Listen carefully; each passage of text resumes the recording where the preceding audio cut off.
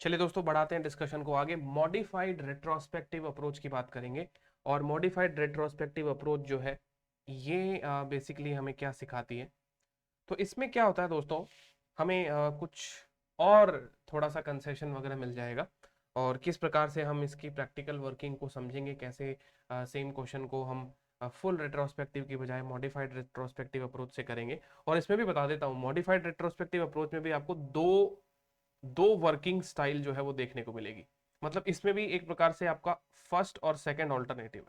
तो कुल मिला के तीन ऑल्टरनेटिव हो गए ट्रांजिशन एडजस्टमेंट के। एक तो full retrospective, modified retrospective alternative number 1 and modified retrospective alternative number 2।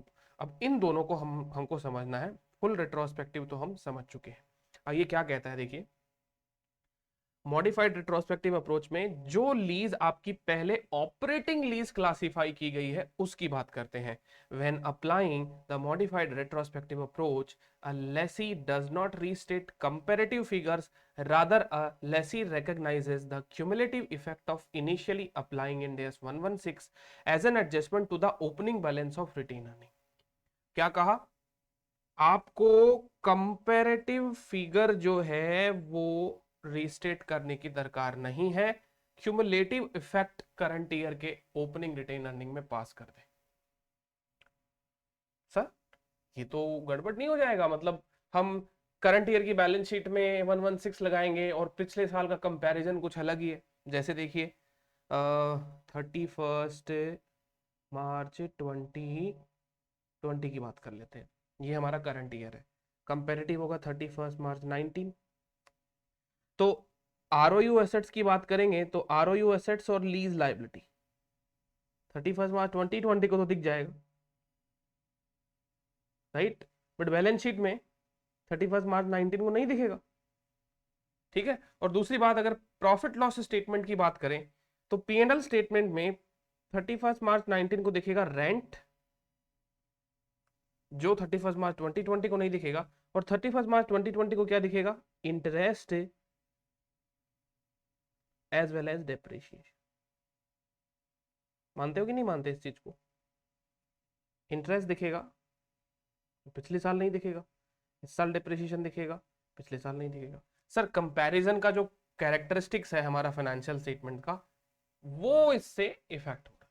अब क्या करें, यहां पर ऐसा हो रहा है, इस चीज को कॉम्प्रोमाइज करके ही ये ऑप्शन दिया गया है दोस्तों।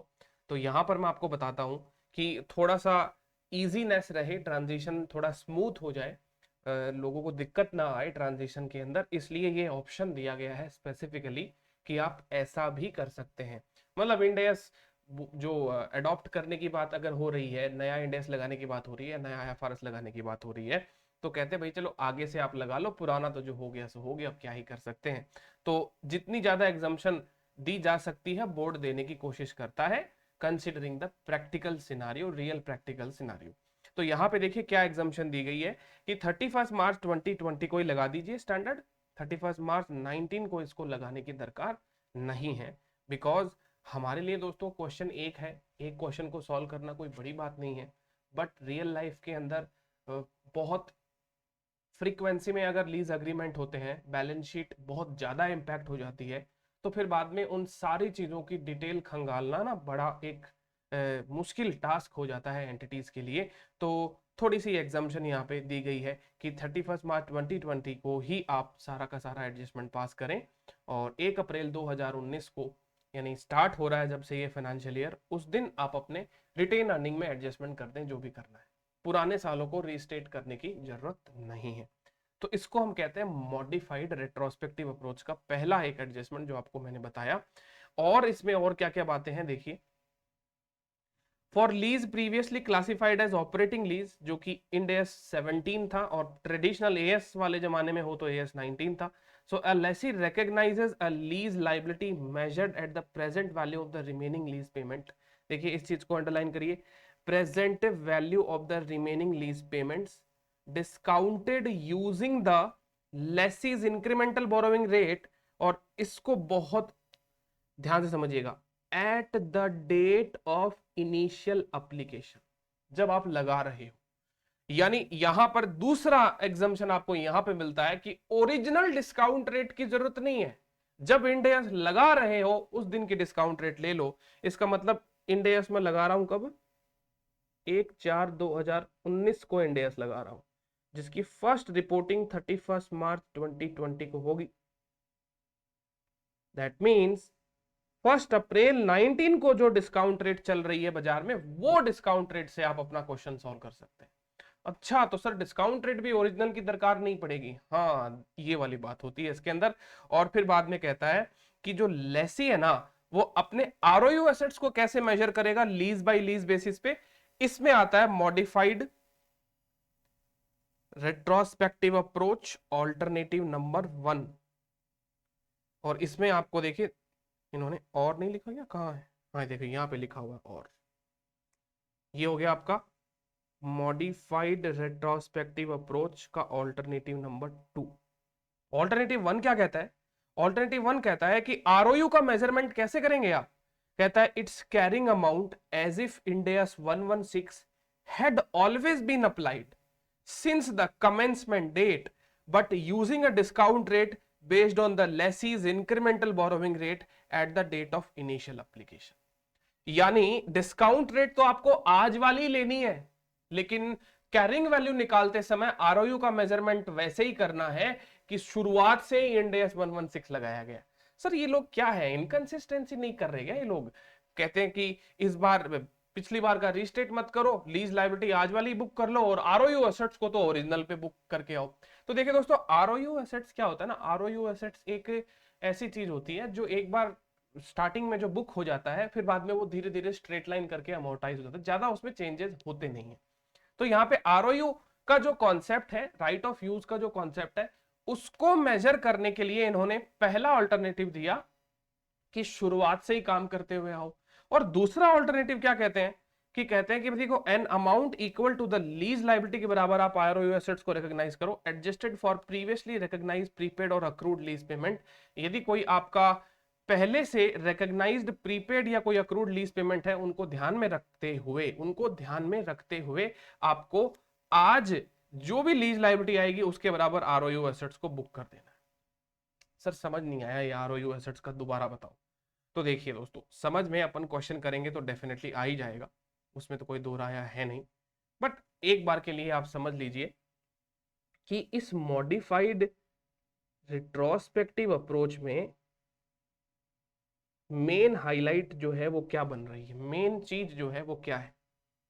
तो मॉडिफाइड रिट्रोस्पेक्टिव अप्रोच में जो लीज लायबिलिटी है उसको आपको कैसे मेजर करना है? At discount rate on initial application. तो इनिशियल एप्लीकेशन यानी स्टैंडर्ड, जब मैं 31 मार्च 2020 को जब मैंने फाइनेंशियल स्टेटमेंट्स बनाऊंगा तो इनिशियल एप्लीकेशन की डेट कहलाती है 1/4/2019। 1/4/2019 को आपको अपने फ्यूचर के जितने भी लीज पेमेंट होंगे सबको डिस्काउंट कर लेना। देखिए, फ्यूचर में आपके जितने भी लीज पेमेंट होंगे, आप उन सारे के सारे लीज पेमेंट को क्या कर लीजिए? डिस्काउंट कर लीजिए। कौन सी रेट पे? 1/4/2019 को जो रेट प्रिवेल करती है। ये हो गई पहली बात। अब दूसरी बात ये तो सर लीज लायबिलिटी की बात हो गई। लीज लायबिलिटी तो समझ में आ गया, आपने को आरओयू भी तो बुक करना है। हाँ, तो आरओयू एसेट्स के लिए इन लोगों ने दो बातें कह दी। आरओयू एसेट्स के लिए इन लोगों ने क्या कह दिया? दो बातें। तो पहली बात तो ये कि ये जो जितने से आप लीज लायबिलिटी बुक करेंगे ना यहाँ पे,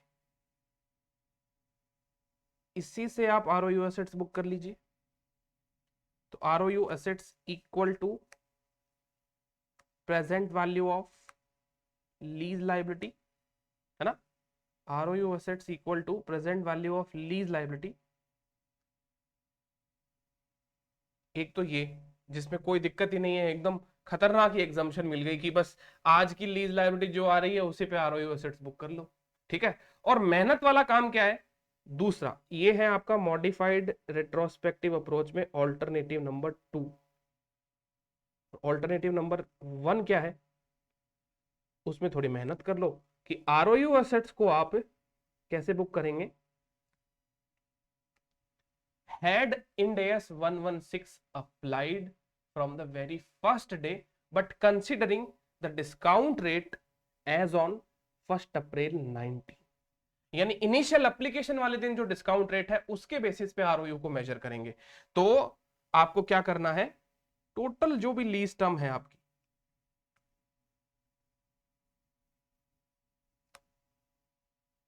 लीज टर्म में आने वाले जितने भी लीज रेंटल हैं, लीज टर्म में आने वाले दोस्तों जितने भी लीज रेंटल हैं, आप क्या करेंगे, उनको सबको डिस्काउंट करेंगे। ठीक है, सबको क्या करेंगे आप, डिस्काउंट करेंगे। और कब तक डिस्काउंट करेंगे, at commencement of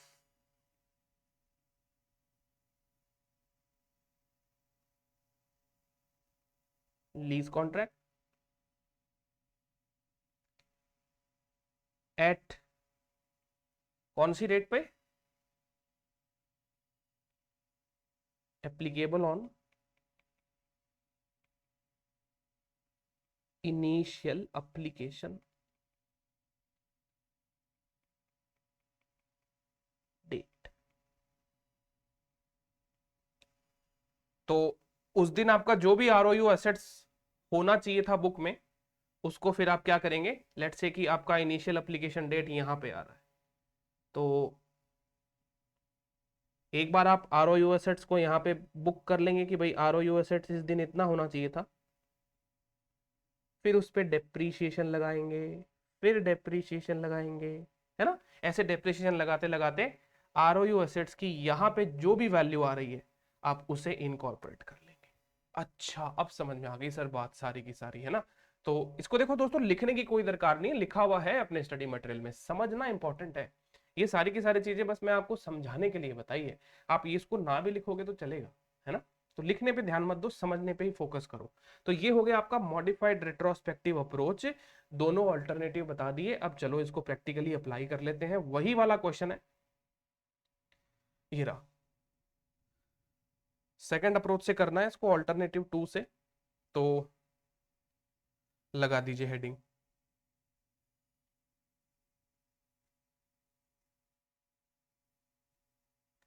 illustration 46, alternative number 2। अब ऑल्टरनेटिव 2 में भी दो ऑल्टरनेटिव है कि मॉडिफाइड रिट्रोस्पेक्टिव, इसमें ऑल्टरनेटिव नंबर 1 जहां पे हम आरओयू एसेट्स को क्या करेंगे, पीछे से लेकर आएंगे, पीछे से लेकर आएंगे। अच्छा, तो इनिशियल एप्लीकेशन डेट क्या है, सबसे पहले लिखो initial application date of Ind AS 116। पीछे जाने की कोई दरकार नहीं है, करंट ईयर में ही सुधार दीजिए। इनिशियल एप्लीकेशन डेट 1 अप्रैल 19, ठीक है। तो 1 अप्रैल 19 को आपको अपने लीज पेमेंट का प्रेजेंट वैल्यू निकालना है। तो लीज लायबिलिटी का मेजरमेंट कैसे होगा,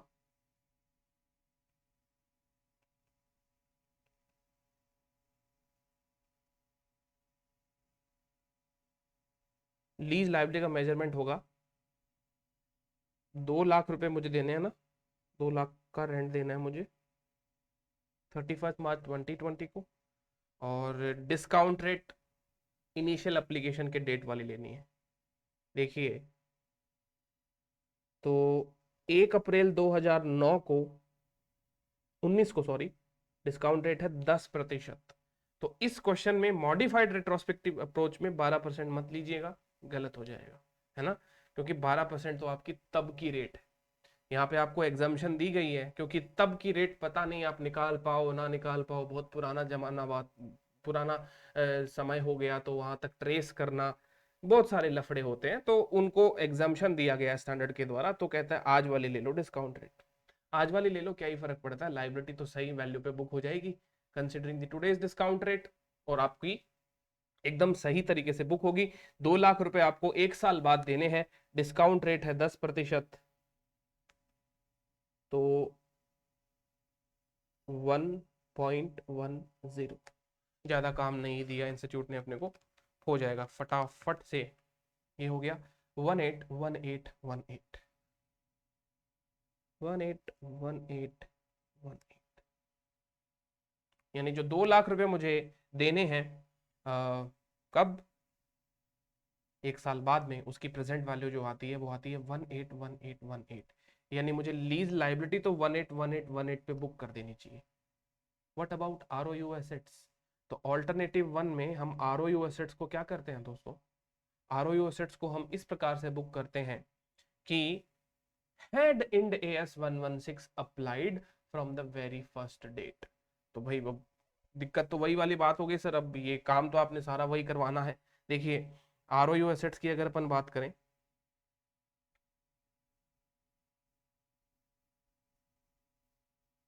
आर ओ यू एसेट्स से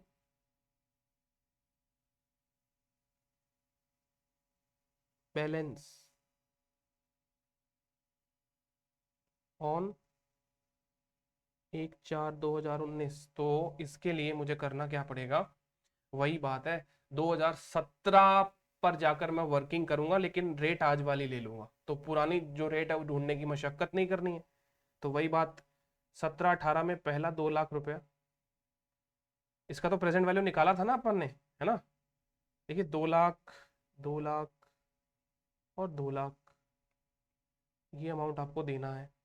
रेट आपको लेनी है 1.10, 1.10 रेस टू 2, 1.10 रेस टू 3, और आपको पता ही है कि प्रेजेंट वैल्यू जो भी आएगी वही आर ओ यू का मेजरमेंट भी होगा। प्रेजेंट वैल्यू हमने पिछले क्वेश्चन में निकाली थी, वही यूज ले लेते हैं, जो कि आती है 480360, 480, अरे नहीं नहीं, सॉरी सॉरी, बहुत गलती कर दी मैंने, तो पिछली बार की तो रेट दूसरी थी ना, सॉरी दोस्तों, गलती बहुत बड़ी हो जाती है अभी तो। 2 लाख 1.10 डिवाइड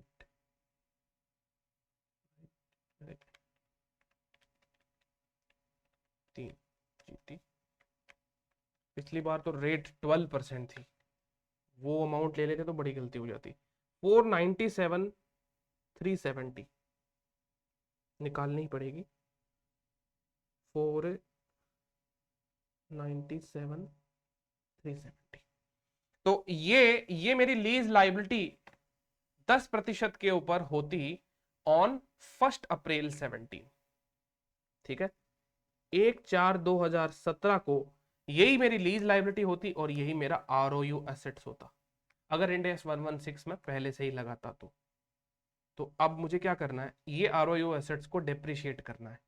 कब, एक तो 17-18 का डेप्रिशिएशन लगा दो, फिर 18-19 का डेप्रिशिएशन लगा दो, और आपको पता ही है 497,370, 3 साल में अगर स्ट्रेट फॉरवर्ड डेप्रिशिएट होता है तो 1,65,790 का डेप्रिशिएशन लगेगा 2 बार, 1,65,790, 1,65,790 का 2 बार डेप्रिशिएशन लग जाएगा, तो मेरी एसेट्स का बैलेंस कितना आने वाला है,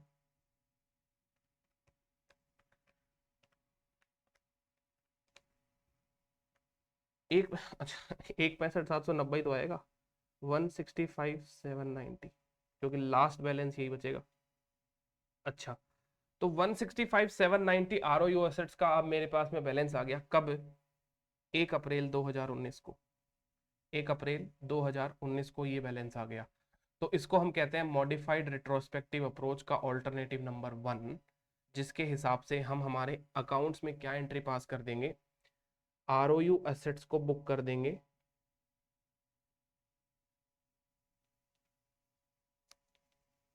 लीज लाइबिलिटी को बुक कर देंगे, क्योंकि ये बुक्स में नहीं दिख रही है। आर ओ यू एसेट्स 1,65,790 से बुक करेंगे, लीज लाइबिलिटी 181818 से बुक करेंगे,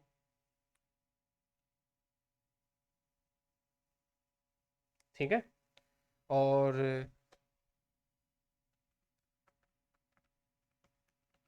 जो भी इसमें डिफरेंस आ रहा है 16,028 रुपए का,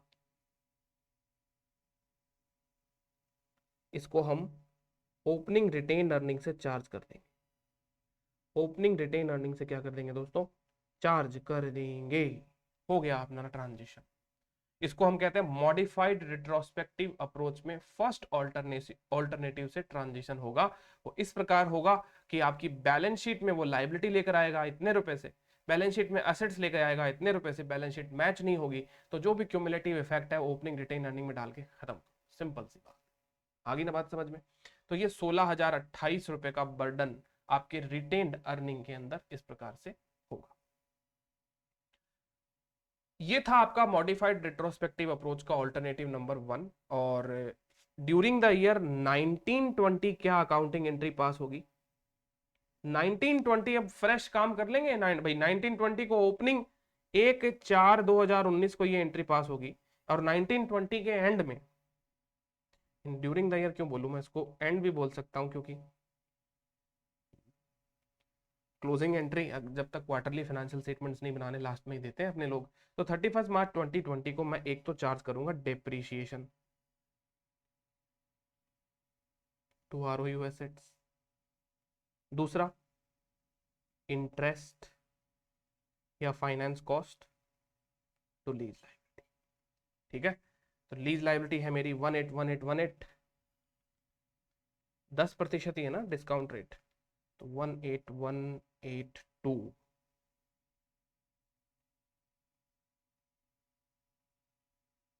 डेप्रीशिएशन होगा पूरा का पूरा 165,790। ठीक है, और बैलेंस शीट एक्सट्रैक्ट्स कैसे बनेंगे, देखिए बैलेंस शीट एक्सट्रैक्ट्स क्या बनना है, बैलेंस शीट एक्सट्रैक्ट्स की अगर बात करें, अच्छा वो लीज पेमेंट वाली भी एंट्री करनी चाहिए ना, नहीं तो नंबर काट लेंगे। एक लीज पेमेंट भी तो होगा, lease liability account debit to bank, 2 lakh रुपए का पेमेंट कर। चलो, लाइबिलिटी और असेट्स तो बैलेंस शीट से उड़ जाएंगे, अब वो तो रहेंगे ही नहीं क्वेश्चन में। ठीक है ना, लाइबिलिटी और एसेट्स तो बैलेंस शीट से निकल गए, ना तो आरओयू एसेट्स में अभी कोई बैलेंस आएगा, ना लीज लाइबिलिटी में कोई बैलेंस आएगा। पीएनएल की बात करें तो पीएनएल में दिखाया जाएगा क्या क्या, पीएनएल में एक तो डेप्रिसिएशन दिखाया जाएगा, एक इंटरेस्ट दिखाया जाएगा रेलिवेंट हेड में, डेप्रिसिएशन दिखाया जाएगा डेप्रिसिएशन एंड अमोर्टाइजेशन में। ठीक है, रेलिवेंट हेड होंगे फाइनेंस कॉस्ट, फाइनेंस कॉस्ट में दिखाया जाएगा इंटरेस्ट, डेप्रीशिएशन एंड अमोर्टाइजेशन की हेडिंग में दिखाया जाएगा डेप्रीशिएशन। ठीक है ना, तो ये तो अपने को सबको पता ही है कि कौन सी चीज कहाँ दिखाई जाती है। तो फाइनेंस कॉस्ट है 18182, डेप्रीशिएशन है हमारा 165,790। हो गया, और जो भी मेरा बैंक बैलेंस होगा वो जो भी होगा 2 लाख रुपए से कम हो जाए, ये मेरी पोजीशन है ना। ट्रांजिशन के बाद में ये सारे अकाउंटिंग एडजस्टमेंट होंगे। आई होप दोस्तों अब आपको ये अच्छे से कोई बिना किसी दिक्कत के समझ में आ गए होंगे, बहुत ही इजी लग रहा होगा ये, है ना। तो चलिए अब दूसरी अप्रोच जो है इसकी वो भी कर लेते हैं। दूसरी अप्रोच का अभी फर्क क्या पड़ेगा, खाली आरओयू एसेट्स के अंदर बदलाव है। तो ये देखिए आरओयू एसेट्स, बाकी तो चीजें सब सेम रहेगी, बस इसमें आरओयू एसेट्स का मेजरमेंट थोड़ा सा चेंज हो जाएगा। क्या चेंज हो जाएगा देखिएगा,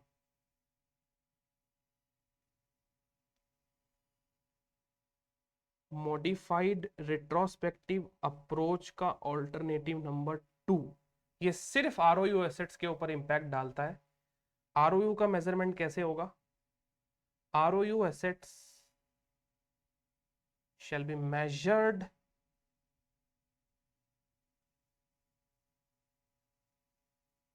at, आप इसको मेजर करेंगे, किस पे मेजर करेंगे, present value of lease payment at initial date of application.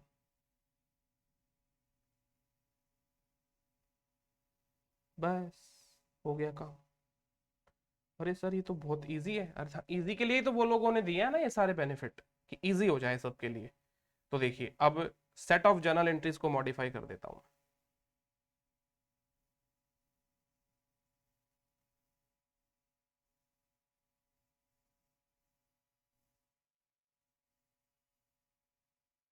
हाँ जी,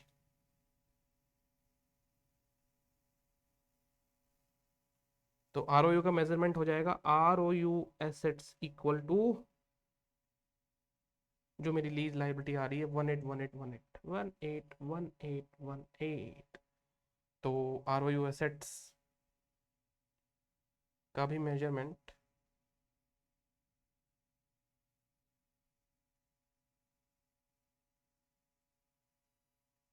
1818 पे हो जाएगा।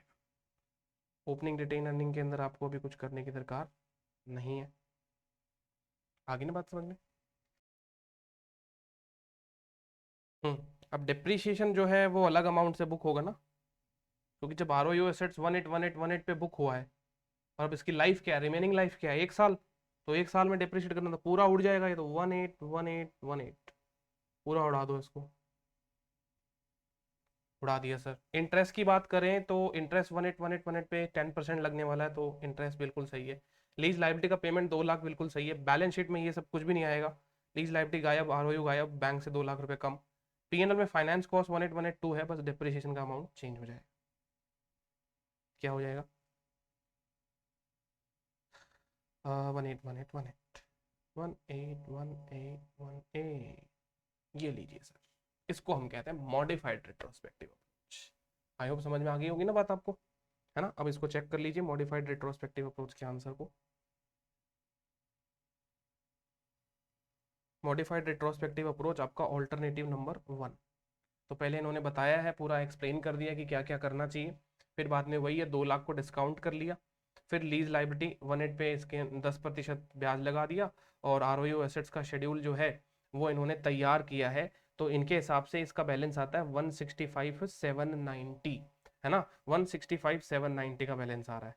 तो ये इनकी कैलकुलेशन है और ट्रांजिशन एंट्री ये रही। ROU assets debit, lease liability credit, retain earning में बैलेंस ट्रांसफर 16,019 रुपए का। अपना भी यही था क्या, 16,028 रुपए का है वही है। ये देखिए 10-20 रुपए का जो भी डिफरेंस है, पीवी पुलिंग का डिफरेंस है। तो जितने डेसिमल पे काम करेंगे उसके हिसाब से काम हो जाएगा। ठीक है, चलिए। फिर बाद में इन्होंने क्या किया, आगे बढ़ा दिया डिस्कशन को, इंटरेस्ट लगा दिया, डिप्रीशिएशन लगा दिया, लाइबिलिटी का पेमेंट कर दिया। ये हो गया आपका पहला मेथड। इनकी सारी वर्किंग बता दी। दूसरे मेथड में वही बात है। दूसरे मेथड में क्या किया इन्होंने, जितनी लीज लाइबिलिटी है, राइट, उसी लीज लाइबिलिटी से इन्होंने अपने आरओयू एसेट्स को भी मेजर किया है 181820 से ही, है ना। और एंट्री क्या पास करिए, एसेट्स टू लाइबिलिटीज। इस एंट्री में कोई डिफरेंस नहीं रखा, बहुत ही शॉर्टकट लिया। बट ये क्या अलाउड है, अलाउड है, बोर्ड ने अलाउ किया है इसीलिए तो अलाउड है ना। अदरवाइज तो भाई ट्रीटमेंट तो सही नहीं है ये, बट स्पेसिफिकली अलाउड है तो क्या ही कर सकते हैं। तो इंटरेस्ट और डेप्रिसिएशन बुक कर लिया, लीज लाइबिलिटी का पेमेंट कर दिया, और लास्ट में देखो यहाँ पे इन्होंने समरी बता दी तीनों मेथड से कि देखो फुल रेट्रोस्पेक्टिव अप्रोच से करेंगे तो 1/4/2019 का ही बैलेंस शीट बनाया है अपन ने। तो हर ईयर का बैलेंस शीट बनाया है, 17-18 का भी बनाया है, 18-19 का भी बनाया, 19-20 का भी बनाया है। आपके ROU assets liabilities different different method से 19 को इस प्रकार से दिखाए जाएंगे, 20 को आपका कैश लीज पेमेंट हो जाएगा इतना इतना इतना, और पीएनएल में इंटरेस्ट और डेप्रिसिएशन हर साल इतना इतना दिखाया जाएगा अलग अलग मेथड के हिसाब से। तो ये हिसाब से इन्होंने जो समरी है वो बनाकर दे दी। तो आई थिंक इसके किसी भी पार्ट को हमने अभी अनटच नहीं रखा है, सारे ही चीज मैंने आपको यहाँ पे एक्सप्लेन कर दी है दोस्तों। अब आप इस चीज को अच्छे से रिवाइज कर लेना, और यहाँ पे अपना इस लीज के अकाउंटिंग स्टैंडर्ड का जो डिस्कशन है वो समाप्त हो जाता है। कोविड-19 का अब एक अमेंडमेंट रहता है इसके अंदर। तो कोविड-19 का अमेंडमेंट जो भी रहेगा इसके अंदर वो इतना ज्यादा टेक्निकल नहीं है, बस वो एग्जाम्शन जो रिलैक्सेशन मिली है उसको समझना है, और उसी के साथ में इस पर्टिकुलर अकाउंटिंग स्टैंडर्ड की समाप्ति हो जाएगी। ठीक है, तो नेक्स्ट सेशन में मैं अब कोविड-19 वाला जो टॉपिक होगा वो पिकअप कर लूंगा। इस पर्टिकुलर सेशन के लिए ये आपका मॉडिफाइड रेट्रोस्पेक्टिव अप्रोच यहाँ पे समाप्त होता है। अच्छा, इसके कॉन्सेप्ट को एक बार देख लेते हैं, जरा थियोरेटिकल डिस्कशन देख लेते हैं ना। ट्रांजिशन अप्रोच के अंदर क्या क्या जब बातें लिखी हुई है, जैसे ट्रांजिशन अप्रोच, जैसे कि मैंने आपको बताया, कोई भी इंडेक्स को पहली बार लगाना, या आप इंडेक्स लगा रहे हो पहले से, तो नया इंडेक्स आया तब आपको ट्रांजिशन करना पड़ सकता है, या मान लीजिए पुराने अकाउंटिंग स्टैंडर्ड के एरिया में आप काम कर रहे हैं, अब इंडेक्स लगाने पड़ रहे हैं पूरे के पूरे फाइनेंशियल स्टेटमेंट्स पर ही, तो भी आपको यही ट्रांजिशन फेज से गुजरना पड़ता है। तो for the purpose of requirement of this transition section, the date of initial application is the beginning of the annual reporting period in which the entity first applies Ind AS 116। आपके MCQs वगैरह तो आते नहीं, but GFRS में ऐसे question पूछे जाते हैं कि भाई बताओ Ind AS 116 का जो ट्रांजिशन डेट है वो क्या है। तो किसी भी अकाउंटिंग स्टैंडर्ड का जो ट्रांजिशन डेट होता है ना,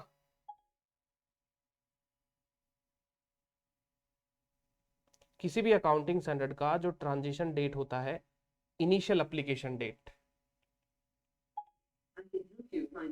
अरे नहीं चाहिए,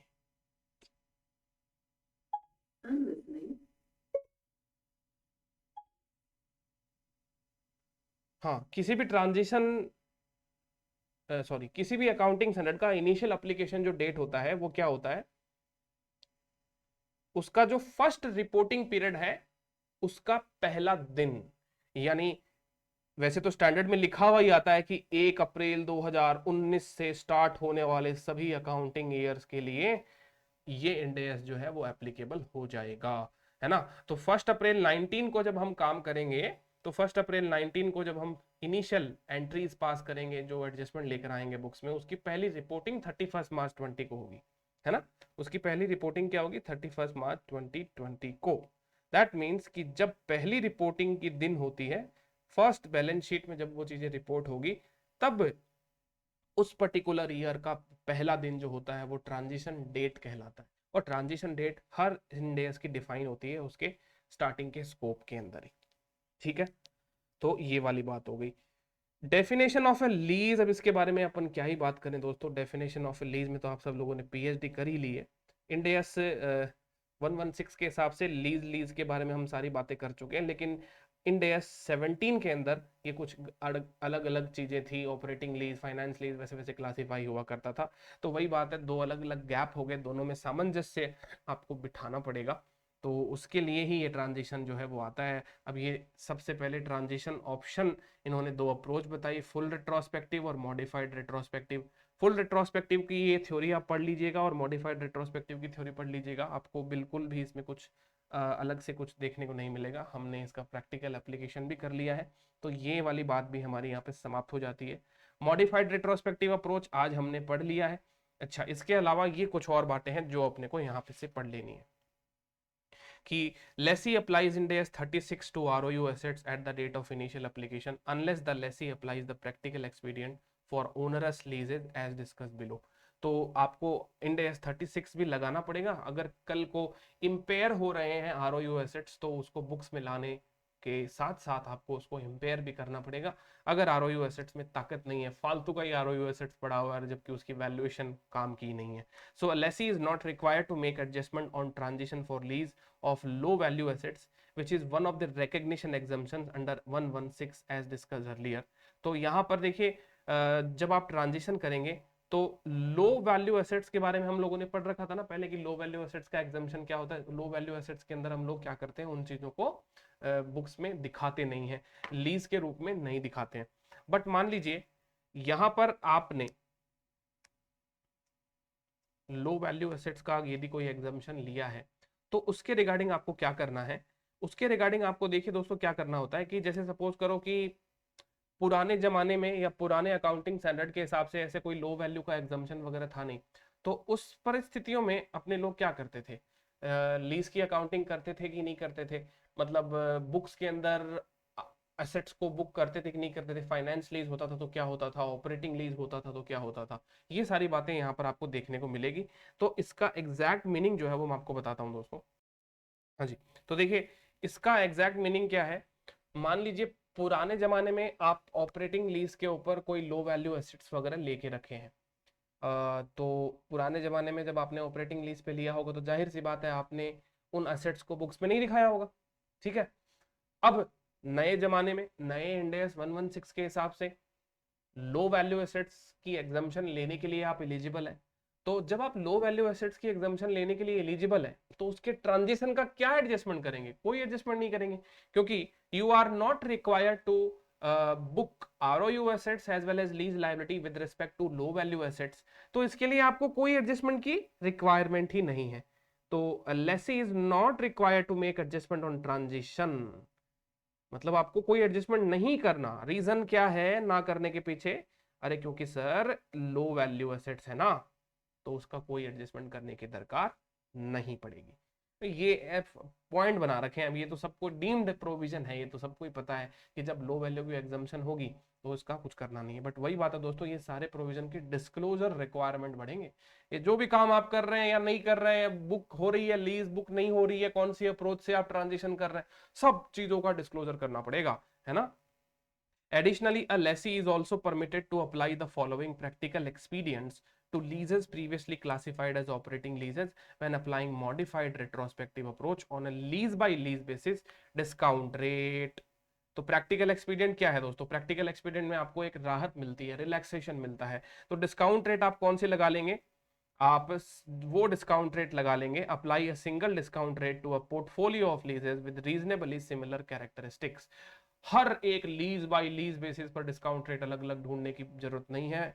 सारे के सारे लीज पर आप सेम अकाउंटिंग सेम लीज का जो डिस्काउंट रेट लगा सकते हैं। बट इतना जरूर जानिए कि सिमिलर कैरेक्टरिस्टिक्स उनमें होनी चाहिए। एकदम all together different different characteristics की जो लीजेस है वो दिक्कत हो जाएगी। जैसे एक फैक्ट्री लीज है और एक है आपकी ऑफिस लीज। फैक्ट्री लीज है किसी जंगल के अंदर कोई फैक्ट्री है, या मतलब गांव के बाहर, ठीक है, उसकी इकोनॉमिक कैरेक्टरिस्टिक्स अलग है।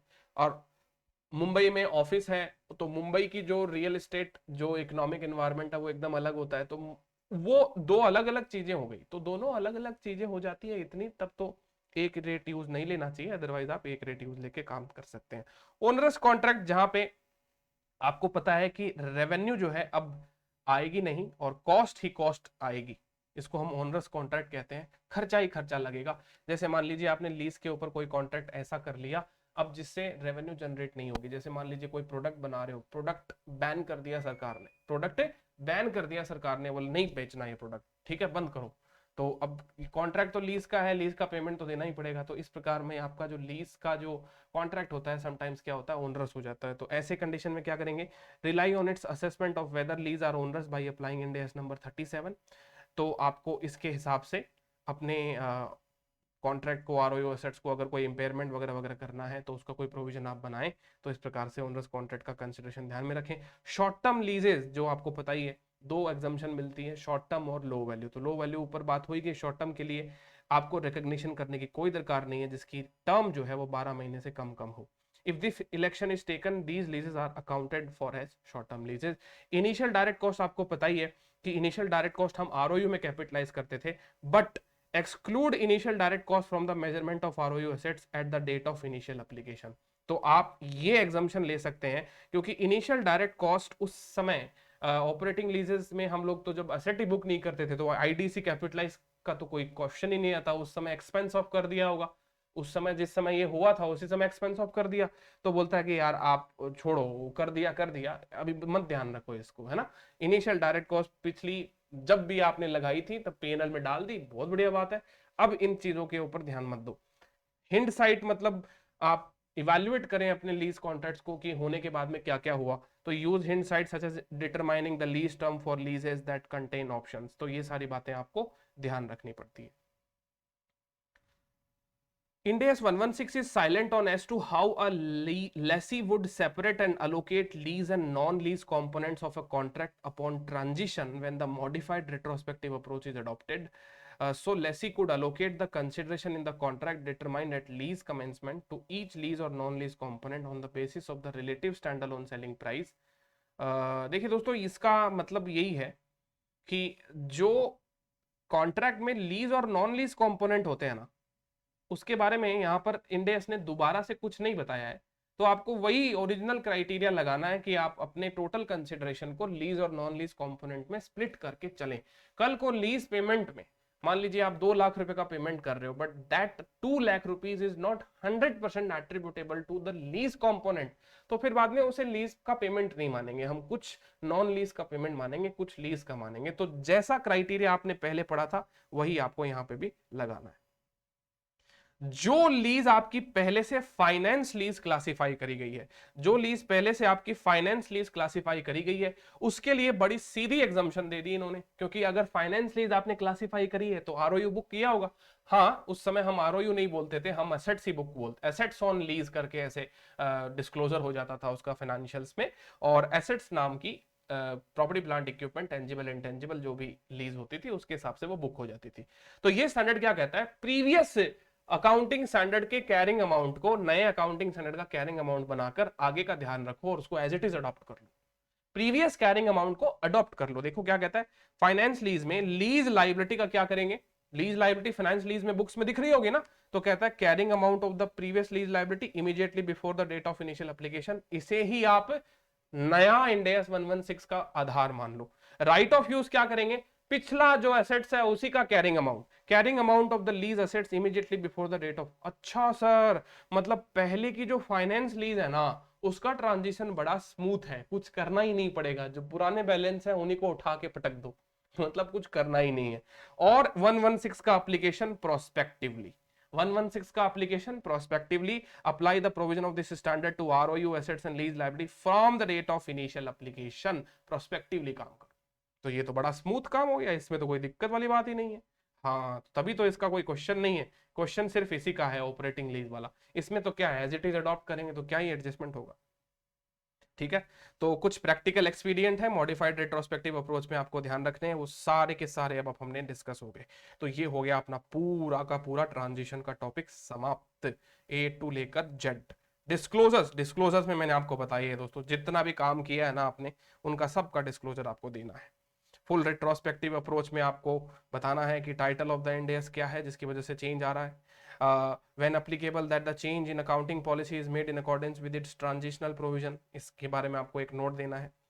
the nature of change in accounting policy बराबर, when applicable a description of transitional provision, ये आपको बताना पड़ेगा कि क्या क्या चेंज कर रहे हो, कैसे कैसे चेंज कर रहे हो, स्टैंडर्ड में क्या क्या एग्जाम्पशन दे रखी है। Transition provision that might have an effect on future periods, इसके बारे में बताना पड़ेगा। ठीक है, और ये मॉडिफाइड रेट्रोस्पेक्टिव फुल रेट्रोस्पेक्टिव सब में कॉमन लिस्ट आ रही है ये। फिर कहता है for the current period and each prior period presented to the extent practicable. अब ये देखिए दोस्तों क्या होता है कि मैंने आपको कहा था ना वो 3 कॉलम वाली बैलेंस शीट बनानी पड़ती है क्योंकि अकाउंटिंग पॉलिसी का चेंज है ये। तो जब भी आप ऐसा कुछ करते हो, current period prior period present करते हो, तो आपको अमाउंट वगैरह जो है वो फाइनेंशियल स्टेटमेंट्स में हाईलाइट करके बताने पड़ेंगे। ईपीएस पे इसका बैलेंस जो है वो बताना पड़ेगा कि क्या क्या इफेक्ट आया ये चेंज वगैरह करने से। ठीक है, और the amount of adjustment relating to periods before those presented to the extent practicable, and if retrospective application required by Ind AS 8 is impracticable for a particular prior period or for the periods before those presented, तो वो circumstances बताओ कि कैसे impracticable हुआ, क्यों हुआ, उसके बारे में सारी की सारी गाथाएं जो है वो अपने एनुअल रिपोर्ट के अंदर लिखो, है ना। तो यही है काम, तो बड़ा सेक्रेटरियल पार्ट होता है कंप्लायंस वाला। और मॉडिफाइड रेट्रोस्पेक्टिव अप्रोच में यहाँ तक तो सब कॉमन था, एफ पॉइंट अलग है कि वेटेड एवरेज लेसी का इंक्रीमेंटल बोरोविंग रेट आप जो अप्लाई करते हो लीज लाइबिलिटी पे, recognise in the balance sheet at the date of initial application, और उसका एक्सप्लेनेशन जो difference between operating lease commitment जो पहले इंड AS 17 में थे at the end of the annual reporting period immediately preceding the date of initial application discounted using the incremental borrowing date at the date of initial application और lease liability recognized in the balance sheet at the date of initial application, ये बात आपको बतानी है। and the amount of the adjusted relating to the period, sorry, the amount of the adjustment relating to periods before those presented to the extent practicable, और वही सारी की सारी वही वाली बात है जो इधर लिखी हुई है। तो ये है, ये डिस्क्लोजर रिक्वायरमेंट है दोस्तों। डिस्क्लोजर रिक्वायरमेंट आप पढ़ लीजिएगा अच्छे से, कोई इसमें कोई दिक्कत आ ही नहीं सकती, क्योंकि डिस्क्लोजर रिक्वायरमेंट में आपको क्या करना है, जो आपने कर लिया है काम उस चीज को एनुअल रिपोर्ट तक लेकर आना। यहां आप कोई वैल्यू एडिशन नहीं करने वाले हैं। हाँ, ऑब्वियसली जितने भी डिस्क्लोजर रिक्वायरमेंट होते हैं वो शेयर होल्डर के लिए बहुत जरूरी है, इसलिए स्टैंडर्ड्स के डिस्क्लोजर रिक्वायरमेंट बहुत सोफिस्टिकेटेड है in comparison to AS। Ind AS के जो डिस्क्लोजर रिक्वायरमेंट है, और काफी स्ट्रिक्ट और काफी मतलब voluminous disclosure requirement Ind AS में आपको देखने को मिलेंगे। बहुत सारी बातें इंड एएस खुद कहते हैं कि ये तो चाहिए, और इंड एएस ने जो कह दिया तो वो तो करना ही पड़ेगा। फिर बाद में आप अपने हिसाब से जो लगाना चाहें तो लगाएं, अदरवाइज ना लगाएं।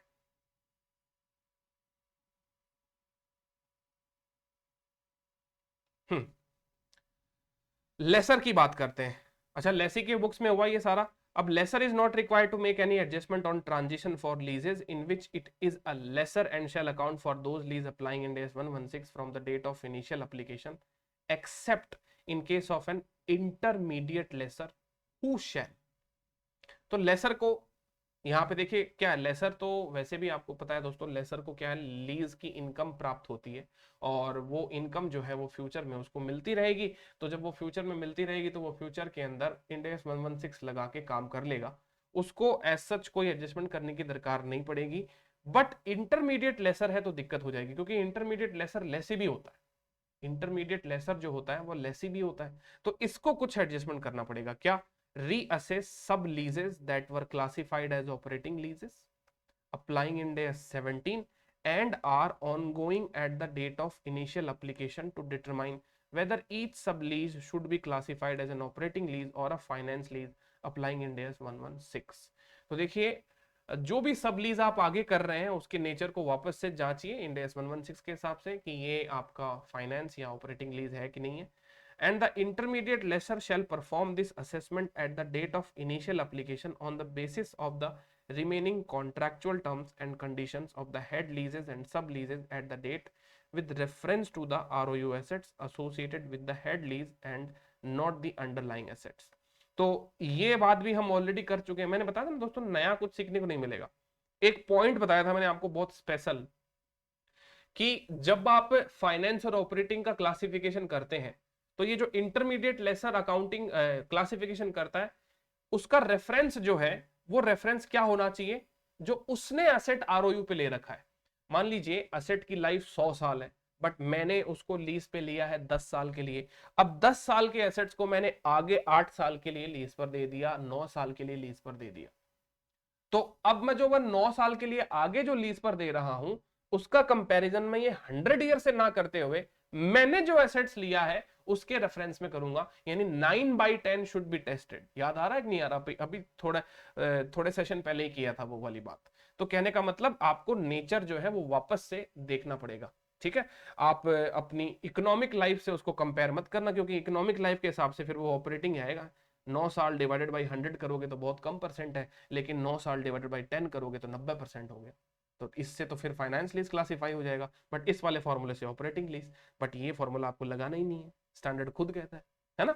तो वो वाली बात। फिर कहता है for sub lease that were classified as operating leases applying Ind AS 17 but finance leases applying in AS 116 account for the subleases as a new finance lease entered into at the date of initial application. Any gain or loss arising on the sublease arrangement is included in the cumulative catch-up adjustment to retain earning at the date of initial application। तो अब आप अगर आपको operating से finance lease पे आना है तो आप उसके हिसाब से बुकिंग वगैरह करेंगे। फाइनेंस लीज पे आएंगे तो आप क्या करेंगे, असेट डी रिकॉग्नाइज कर net investment in finance lease को रिकॉग्नाइज करेंगे, और इसके अंदर कोई भी डिफरेंस वगैरह आता है तो ओपनिंग रिटेन अर्निंग से एडजस्ट होता है। ट्रांजिशन में जो भी डिफरेंस आता है ना वो ओपनिंग रिटेन अर्निंग से ही एडजस्ट होता है। तो ये लेसर की बात होगी।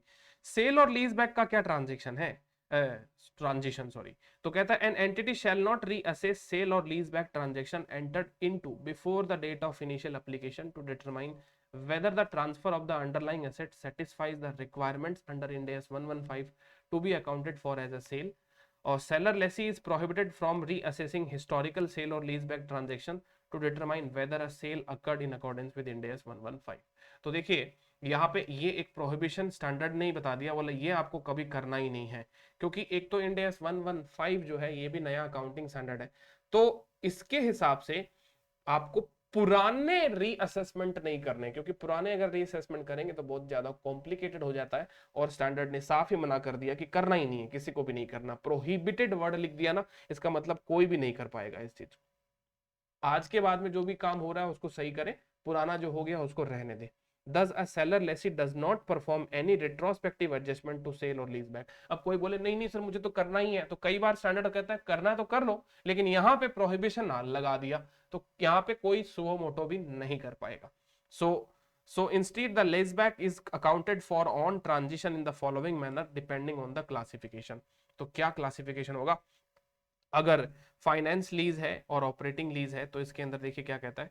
If a sale and lease back transaction was accounted for as a sale and a finance lease applying Ind AS 17, the seller lessee shall account for the lease back in the same way as it account for any other finance lease that exist at the date of initial application or continue to amortize any gain on sale over the lease term.